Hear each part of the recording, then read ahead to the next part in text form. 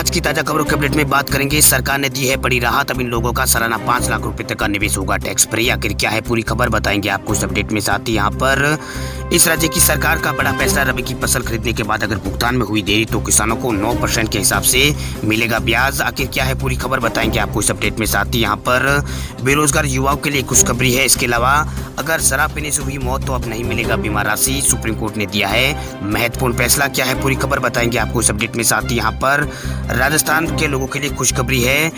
1 अप्रैल से शुरू होगी मुख्यमंत्री चिरंजीवी योजना, हर परिवार का होगा 5 लाख का हेल्थ बीमा। क्या है पूरी खबर बताएंगे आपको इस अपडेट में। साथ ही यहाँ पर देश की अर्थव्यवस्था से जुड़ी एक बड़ी खबर आ रही है सामने, इस खबर को भी जानेंगे पूरे विस्तार से। साथ ही यहाँ पर स्कूल कॉलेज को बंद करने को लेकर एक बड़ी खबर है। साथ ही आज की तमाम बड़ी और काम की खबरों की बात करेंगे इस अपडेट में। बात करते हैं आज की पहली और बड़ी खबर की, तो महामारी के साथ अब तेजी से उभर रही है भारत की अर्थव्यवस्था। जनवरी 2021 में 13 लाख से ज्यादा लोगों को मिली है भारत में नौकरियां। पिछले साल कोरोना के कारण देश भर में सरकार ने लॉकडाउन लगा दिया था और लॉकडाउन के कारण देश में कई लोगों की नौकरियां चली गई थी। वही अब भारत फिर से यहाँ पर जॉब सेक्टर में पहले जैसी स्थिति में भारत वापस आ गया है, यानी एक बार फिर नौकरियां ही नौकरियां है। ईपीएफओ की एक रिपोर्ट के अनुसार जनवरी 2021 में विभिन्न आयु वर्ग के 13,35,000 से ज्यादा लोगों को नौकरियां मिली है जो संगठन में रजिस्टर्ड है। वही सितंबर 2017 के बाद इतनी बड़ी संख्या में पहली बार जॉब क्रिएशन हुआ है। आपको बता दें कि इस समय ईपीएफओ ने यहाँ पर हर महीने रोजगार के आंकड़े जारी करना शुरू कर दिए हैं। आपको बता दें कि इस रिपोर्ट में यह बताया गया है कि जिन 13,35,000 लोगों को नौकरियां मिली है उनकी आयु वर्ग क्या है। रिपोर्ट के अनुसार 22 से 25 वर्ष के बीच की उम्र के लोगों को करीब यहाँ पर 3,48,000 लोगों को नौकरियां मिली है। वही इसके अलावा 29 से 35 की बीच की उम्र के लोगों को 2,69,000 लोगों को नौकरी मिली है। वही जो अनुभवी कर्मचारी कहा जा सकता है उनको कहा जा सकता है। वही जॉब बदली या फिर दूसरी जॉब जगहों पर बेहतर ऑप्शन या फिर ग्रोथ के साथ नई नौकरियां मिली है। फिर से 18 से 21 साल की उम्र में नौकरियों की संख्या 2,67,000 के आसपास रही है, जबकि 35 की उम्र से अधिक की लोगों की संख्या 2,60,000 के आसपास रही है। चलिए बात करते हैं अगली बड़ी खबर की, तो हरियाणा की मनोहर लाल खट्टर सरकार का बड़ा फैसला, रबी की फसल खरीदने के बाद भुगतान में अगर देरी हुई तो 9% ब्याज दर से किसानों को मिलेगा ब्याज।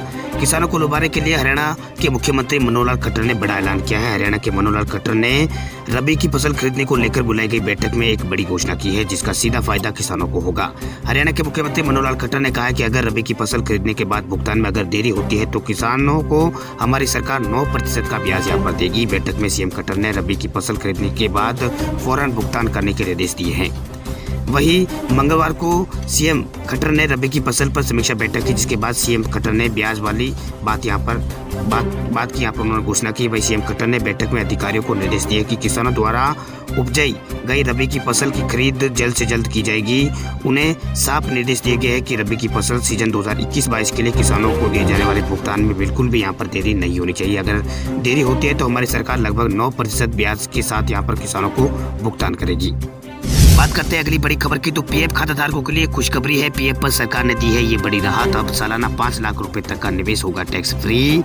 पीएफ को लेकर सरकार ने लोगों को एक राहत दी है। सरकार ने पीएफ में टैक्स फ्री निवेश की सीमा को एक खास कैटेगरी के लोगों के लिए बढ़ाकर 5 लाख रुपए कर दिया है, यानी ऐसे लोगों के लिए पीएफ पर मिलने वाले ब्याज को टैक्स फ्री माना जाएगा। वह लोग जिनके पीएफ खाते में नियोक्ताओं की तरफ से कोई योगदान नहीं दिया गया है उन्हें इसका लाभ यहाँ पर मिलेगा। ऐसे लोगों को 5 लाख रुपए तक के निवेश पर मिलने वाला ब्याज पर भी टैक्स छूट मिलेगी।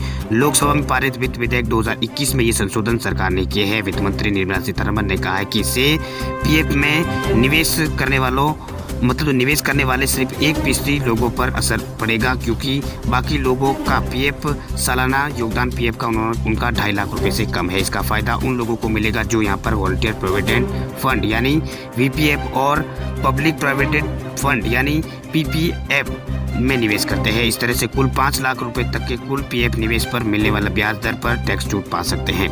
वित्त वर्ष 2021-22 के बजट में वित्त मंत्री ने यह नियम पेश किया था कि 1 अप्रैल से सालाना 2.5 लाख रुपए से ज्यादा पीएफ जमा करने वालों पर मिलने वाला ब्याज टैक्स के दायरे में आएगा।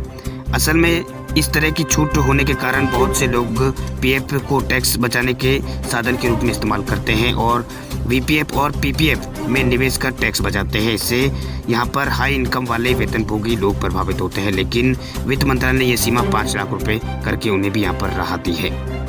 बात करते हैं अगली बड़ी खबर की। तो राजस्थान में अप्रैल महीने से शुरू होगी मुख्यमंत्री चिरंजीवी योजना। राजस्थान के हर परिवार को मिलेगा 5 लाख का हेल्थ बीमा। राजस्थान के लोगों को चिकित्सा बीमा का लाभ देने के लिए अशोक गहलोत सरकार अप्रैल 2021 से मुख्यमंत्री चिरंजीवी योजना का शुभारंभ करने जा रही है। मोदी सरकार की आयुष्मान योजना और पूर्व की जो भाजपा वसुंधरा राजे की सरकार थी उसकी भामाशाह योजना का एक नया और परिवर्तित रूप है, जिसमें मुख्यमंत्री अशोक गहलोत ने दोनों योजनाओं को शामिल कर सभी को लाभ देते हुए कई श्रेणियों को प्रदेश में यहाँ पर जो प्रदेश के कई श्रेणियों के लोग थे उनको इसमें शामिल किया है। वही अनिवार्य चिकित्सा सुविधा और चिकित्सा बीमा सुविधा का लाभ देने के लिए मुख्यमंत्री अशोक गहलोत ने ये महत्वपूर्ण सी परियोजना अब 1 अप्रैल से यहाँ पर ये शुरू होने वाली है। अब इस योजना से यहाँ पर इस योजना में सहभागीदारिता को लेकर केंद्र और राज्य दोनों सरकारों से आपसी खींचतान यहाँ पर सामने आ रही थी। इस योजना के तहत 1576 बीमारियों को कवर में किया गया है। चलिए बात करते हैं अगली बड़ी खबर की। तो बेरोजगार युवाओं के लिए खुशखबरी आई है यूपी से। आज से यूपी के हर ब्लॉक में रोजगार मेला, हर रोज 100 लोगों को मिलेगी जॉब की गारंटी। उत्तर प्रदेश में सरकार के 4 साल पूरे होने के उपलक्ष्य में प्रदेश सरकार सभी उत्तर प्रदेश के 822 ब्लॉकों पर रोजगार मेला आज से लगाने जा रही है। वही इस रोजगार के मेले में यहाँ पर नौजवानों को रोजगार उपलब्ध कराया जाएगा। हर ब्लॉक में कम से कम 100 लोगों को रोजगार उपलब्ध करने का यहाँ पर लक्ष्य निर्धारित किया गया है। उत्तर प्रदेश में सरकार 4 साल का कार्य पूरा हुआ है, उसके उपलक्ष्य में सभी 822 ब्लॉकों में ये यहाँ पर रोजगार मेला लगाने जा रही है। सेवा योजना विभाग और जिला प्रशासन के सहयोग से आज 24 मार्च को एक साथ यहाँ पर सभी इलाकों में ये रोजगार मेला उत्तर प्रदेश के अंदर लगेगा। वही जानकारी के मुताबिक सेवा योजना विभाग और जिला प्रशासन के सहयोग से शहरी और ग्रामीण इलाकों के लिए लगाए जाने वाले रोजगार मेलों में युवाओं को रोजगार मिले, इसकी यहाँ पर पुख्ता तैयारियां उत्तर प्रदेश के अंदर की जा रही है। लखनऊ के सभी 8 ब्लॉकों में नौकरी देने वाली संस्था से यहाँ पर रोजगार देने वाली संस्था से संपर्क किया गया है। वही मेले में सेवा योजना विभाग में पंजीकृत युवाओं को मौका दिया जाएगा। ग्रामीण बेरोजगार युवा पहले से ही इस मौके पर ऑनलाइन पंजीकरण वो पहले यहाँ पर करा सकते हैं। वही इस मेले के तहत हर ब्लॉक में कम से कम 100 लोगों को उसी दिन रोजगार मिले, इसका लक्ष्य निर्धारित किया गया है। एक दिन में 82,000 युवाओं को रोजगार मुहैया कराने का प्रयास है। वही इस मेले में स्थानीय प्रवासी और श्रमिक सुरक्षा योजना की जानकारी देने के साथ ही रजिस्ट्रेशन कराने और उन्हें आयुष्मान योजना के तहत कार्ड भी दिया जाएगा। चलिए बात करते हैं अगली बड़ी खबर की। तो ट्रैफिक नियम तोड़ने वाले लोग हो जाए सावधान, ट्रैफिक नियमों को तोड़ा तो करनी पड़ेगी जेब ढीली। 25 मार्च से विशेष अभियान की हो रही है शुरुआत।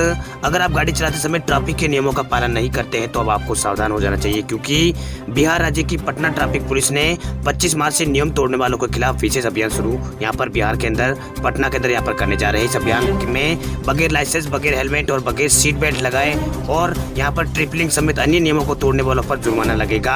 इसी तरह ट्रैफिक रूल को तोड़ने वालों पर अब विशेष तौर पर निगरानी यहाँ पर पटना के अंदर रखी जाने वाली है। वही बगैर परमिट के ऑटो और टेम्पो चलाने वालों को भी पटना में पुलिस यहाँ पर ट्रैफिक पुलिस उनकी कड़ी नजर उन पर रखेगी। ऐसे कई लोगों को पकड़े जाने पर उनसे जुर्माना वसूला जाएगा।